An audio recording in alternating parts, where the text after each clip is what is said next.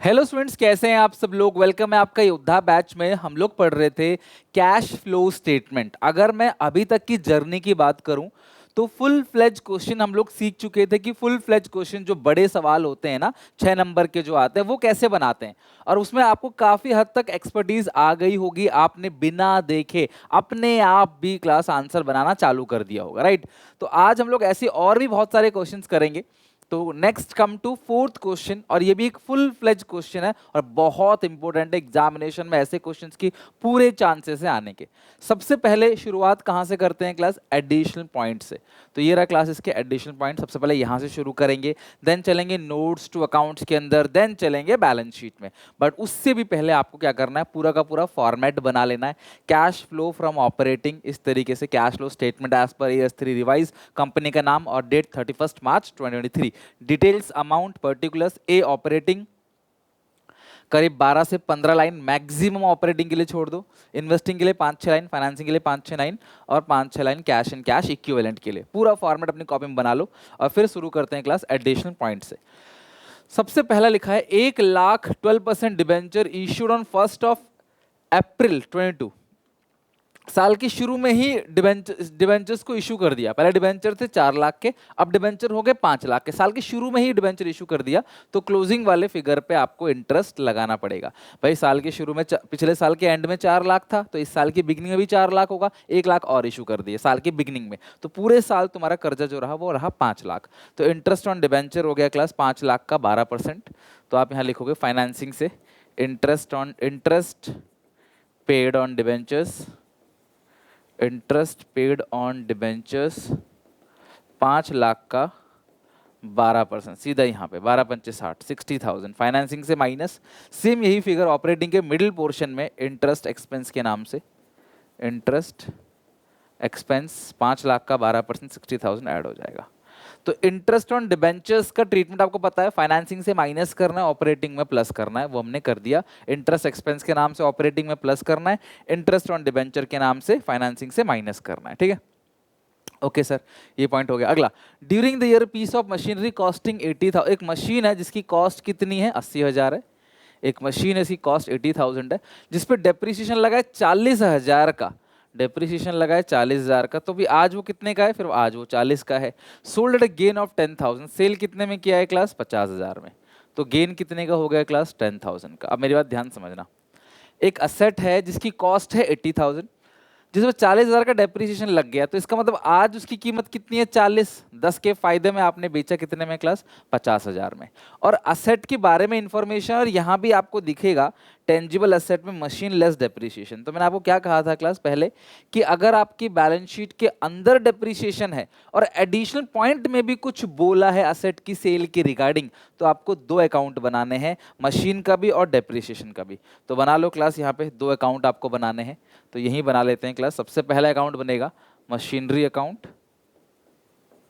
Machinery account working note में।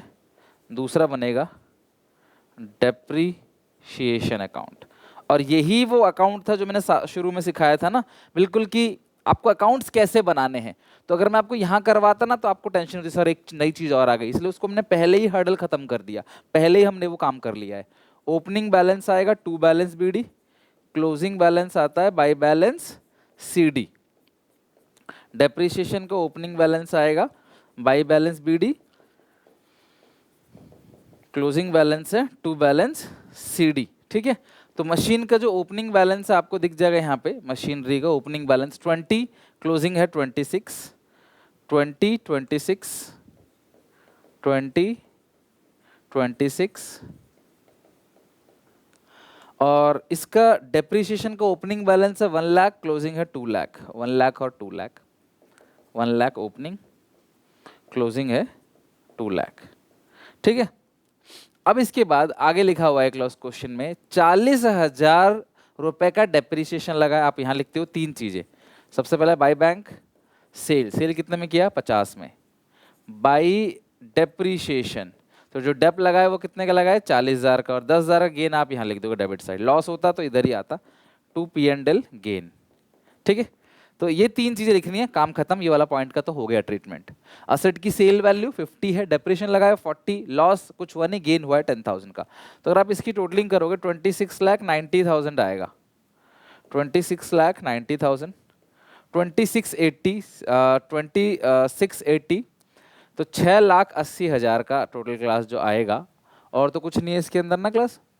During the year piece of 80,000, dep लगा 40, तो 50 में बेच दिया आपने। ओपनिंग है 20, ओपनिंग है 20, क्लोजिंग है 26, ठीक है। ओ 20, 26, 1, 2 हम कर चुके हैं ऑलरेडी, 20, 26, 1 और 2, तो 6,80,000 का आ जाएगा क्लास। किस नाम से? To bank purchase, 6,80,000। अच्छा, अगर आपने मशीन बाय डेप लिखा है तो डेप में क्या लिखोगे? टू मशीनरी, और ये आ गया 40,000, तो ये अगर 2,40,000, 2,40,000, 1,00,000 चला जाएगा तो 1,40,000 आ जाएगा by dep during the year, by dep during the year, ठीक है। तो ये हमने पूरा का पूरा 2 अकाउंट जो हमने पहले सीखा था वो हमने बना लिया। तीसरा पॉइंट है टैक्स पेड। तो टैक्स पेड अगर आपको गिवन है तो आपको एक और अकाउंट बनाना है जिसका नाम है provision for tax account. Additional point में कभी भी टैक्स पेड या मेड दिया हो और ओपनिंग बैलेंस और क्लोजिंग बैलेंस आपको दे रखा होगा यहीं रहा, तो आपको एक अकाउंट बनाना है provision for tax account. Opening 165, closing 170, sorry, opening 165, closing है 2,00,000, ओपनिंग 1,65,000, क्लोजिंग है 2,00,000, ओपनिंग लिखो 1,65,000, क्लोजिंग है 2,00,000, टू बैलेंस सीडी 2,00,000, ओपनिंग है बाय बैलेंस बीडी, ठीक है। अब इसके बाद नेक्स्ट है इसमें एडिशनल पॉइंट लिखा है टैक्स पेड 35, तो यहाँ लिखो tax paid, to bank tax paid, यहाँ पे आएगा to bank tax paid, to bank tax paid 35,000, ये आएगा 2,35,000, 2,35,000, 235 में से 165 माइनस करो, 2,35,000 माइनस 1,65,000, 70,000 का आ गया प्रोविजन फॉर टैक्स मेड। अब सारे बच्चे ध्यान से समझना मैं क्या कहना चाह रहा हूं। हम लोगों ने जो अकाउंट बनाना सीखा था शुरू में, प्रिपरेशन ऑफ अकाउंट, वो सीखा ही इसलिए था ताकि उन अकाउंट की चीज को कैश फ्लो में ले जा सके। तो अब यहाँ पे टैक्स पेड कहाँ जाता है क्लास, मुझे बताओ। टैक्स पेड ऑपरेटिंग में minus, provision for tax made operating में प्लस। तो ऑपरेटिंग एक्टिविटी निकालो, 70,000 प्लस करो और 35,000 आप क्या करोगे? माइनस करोगे, ठीक है। तो ये रहा ऑपरेटिंग एक्टिविटी, सबसे ऊपर आपको ऐड करना है। सबसे पहले सरप्लस लिखते हैं, वो तो आप लिख ही देना, इसमें प्लस कर दो प्रोविजन फॉर टैक्स मेड। तो मेड जो आया है वो आया है 70,000, और इसी में सबसे एंड में आपको माइनस करना है टैक्स पेड वर्किंग नोट से आया है। कितना आया क्लास टैक्स पेड? 35,000, ठीक है, ये आ गया वर्किंग नोट। तो टैक्स पेड आपका 35,000 था, देखो पेड 35,000 ऑपरेटिंग से माइनस, मेड 70,000 ऑपरेटिंग में प्लस। तो मेड आपने प्लस कर दिया और पेड आपने माइनस कर दिया, पॉइंट हो गया।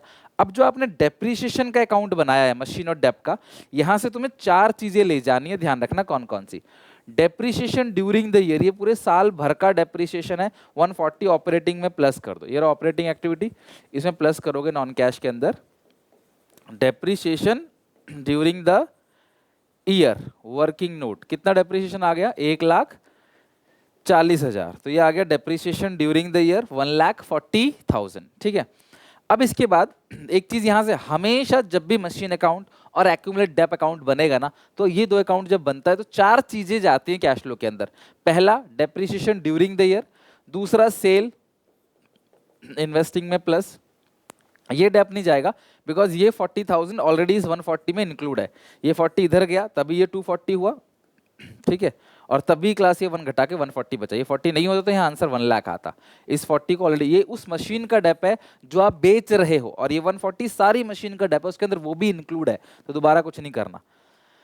देन क्लास आपको ये गेन है, गेन क्या होता है क्लास? ऑपरेटिंग में माइनस, और परचेज होता है इन्वेस्टिंग से माइनस। तो परचेज है 680 का, इन्वेस्टिंग एक्टिविटी माइनस करो, लिखोगे less purchase of machinery machinery खरीदा 6,80,000 माइनस कर दो।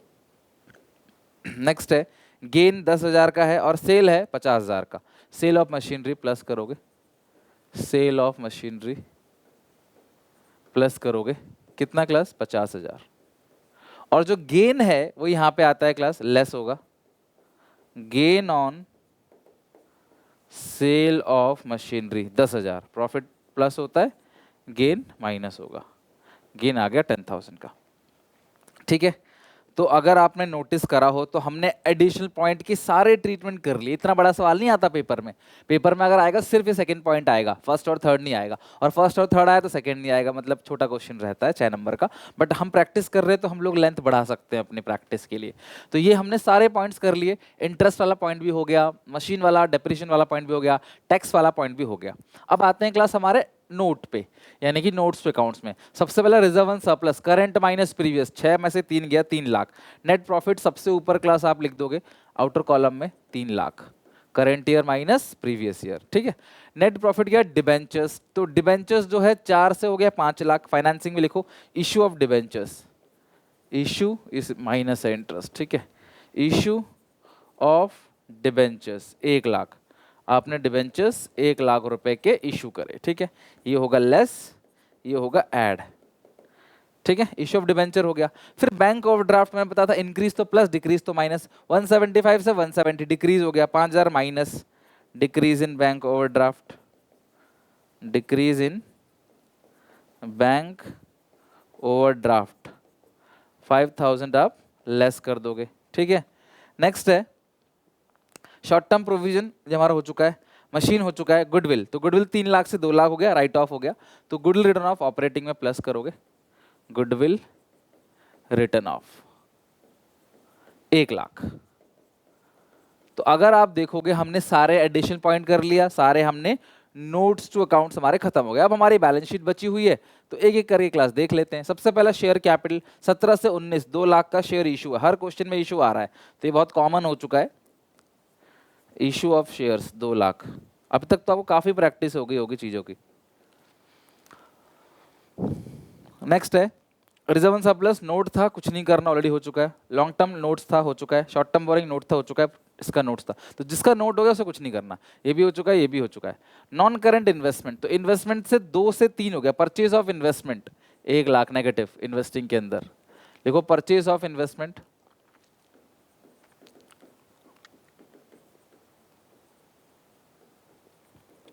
Purchase of investment 1 lakh minus हो गया। अब करंट असेट में करंट इन्वेस्टमेंट लेना नहीं, इन्वेंट्री लेना है बस। इन्वेंट्री तो क्या, इंक्रीज इन इन्वेंट्री नेगेटिव, 130 से हो गया 260, मतलब 130 इंक्रीज हो गया। Increase in inventory minus, operating में यहां लिखो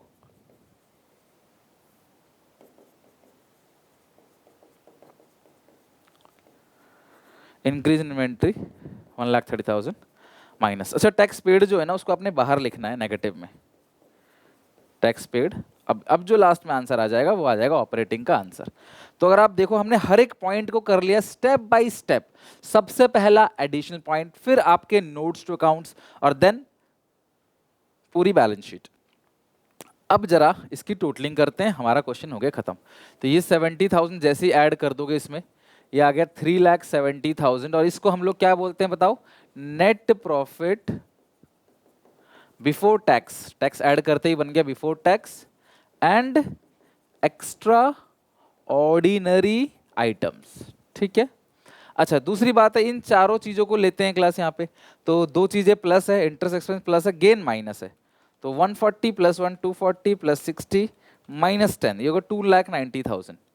इसकी टोटलिंग हो गई 2,90,000, इन सब की टोटलिंग। तो 290 प्लस 370 6,60,000। तो ये जो 660 आ गया, इसको हम लोग बोलते हैं class operating profit before working capital changes. Operating profit before working capital changes. और फिर ये 130 आप इधर भेज दोगे, एक ही फिगर है बस, 130 लेस, इसमें से 130 घटा दो और फिर 35 घटा दो, तो ये आ गया 4,95,000। तो इसको हम लोग नाम देंगे नेट कैश, प्लस में आ रहा है flow from operating activities, net cash flow from operating activity 495। Investing का नेगेटिव में ही आएगा बिकॉज सिर्फ एक ही फिगर है पॉजिटिव का, बाकी 1 लाख और 680 नेगेटिव है, ये 7,30,000 नेगेटिव।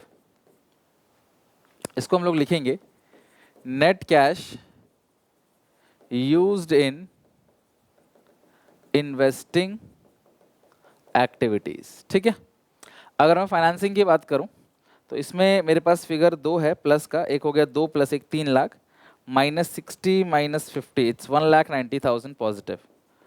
तो ये आएगा प्लस का आ रहा है तो net cash flow from financing activities. अब हम करेंगे A + B + C, A + B + C 4,95,000, ये आ गया 45,000। तो हम करते हैं A + B + C, हमारा आ गया 45,000।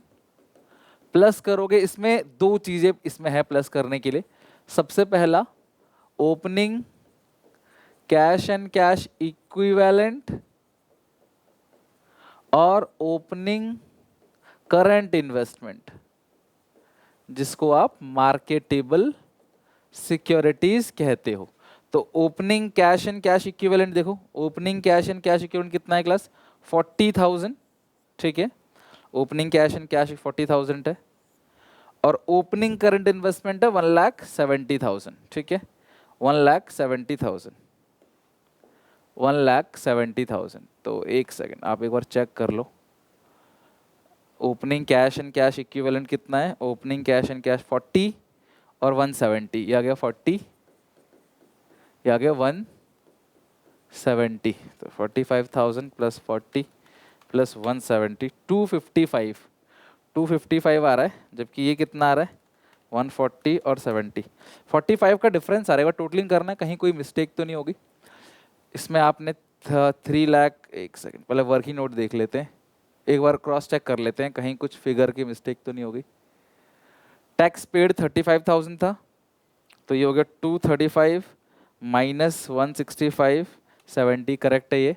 डेप्रीशिएशन 40,000 का था, 90 10, ये हो गया 26,90,000, माइनस करेंगे 20,680। ठीक है, 680 आ गया और इसकी टोटलिंग 240 और ये आ गया 140। ठीक है, तो सारी चीज़ें हमने ठीक लिखी है। अगर मैं टोटलिंग करूँ तो ये 370 आ गया और ये हो गया 140 + 60 - 10,000, एक से 240 + 60 - 10,000, 290 + 370 660 और इंक्रीज इन इन्वेंट्री 130 माइनस हो जाएगा, -130 माइनस टैक्स पेड 35 495। ठीक है, तो और इन्वेस्टिंग के अंदर आ रहा है ऐड लेस 50,000 माइनस करोगे 1 lakh -680 730। Interest paid on debenture 60,000 minus इधर इंटरेस्ट एक्सपेंस प्लस हो गया। ठीक है, तो ये हो गया 1 lakh -60। Decrease in bank overdraft, तो बैंक ओवरड्राफ्ट देखते हैं, बैंक ओवरड्राफ्ट कहाँ पे है? बैंक ओवरड्राफ्ट 175 से हो गया 160, तो 5,000 का डिक्रीज हो गया, तो -5 और इश्यू ऑफ शेयर्स हो गया 2 लाख, 3 लाख -65। एक सेकेंड, ये क्लास हमने कुछ मिस्टेक कर दिया क्या? 3 लाख 2 + 1 3 लाख -65। अच्छा, ये 50 ले लिया होगा हमने, ओहो ये 50 हमने काउंट कर लिया क्लास, जबकि ये 5 है। तो 2 + 1 3, ऐसी एग्जामिनेशन में क्लास आपसे भी मिस्टेक हो सकती है, तो आप देख लेना ये मिस्टेक ना हो। 235 है, फाइनेंसिंग 235 होगा ना, तो A + B + C फिर आ जाएगा 0। ठीक है, बिकॉज 235 हो गया प्लस का, ये 0 आ जाएगा अब, बिकॉज ये हो गया 235 प्लस का हो गया, फिर माइनस करोगे 730 प्लस करोगे 495, आंसर आएगा 0। तो अब आंसर क्लियर है क्लास, 170 + 40, 170 + 40 इट्स 2,10,000। और ये किसके सम के बराबर आएगा?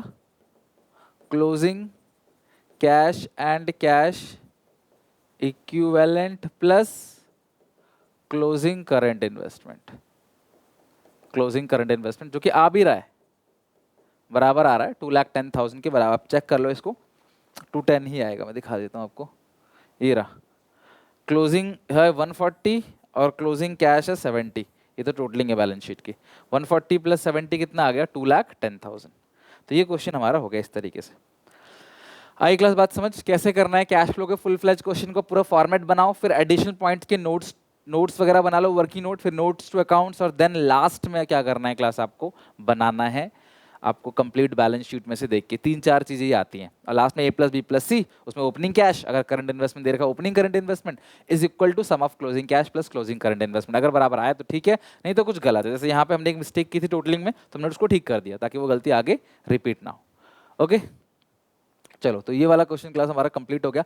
आप घर पे रिपीट जरूर करना इस क्वेश्चन को, ठीक है। आपके काम क्या है, घर पे इस क्वेश्चन को एक बार खुद से बना के देखना फिर से कि कहाँ कोई मिस्टेक तो नहीं हो रही। एक बार आपने मेरे साथ बनाया, एक बार घर से बना लो, और 10-15 दिन बाद एक बार फिर प्रैक्टिस कर लेना 1-2 क्वेश्चन की, ताकि क्लास कैश फ्लो के सारे कॉन्सेप्ट दिमाग में रहे, भूलो नहीं।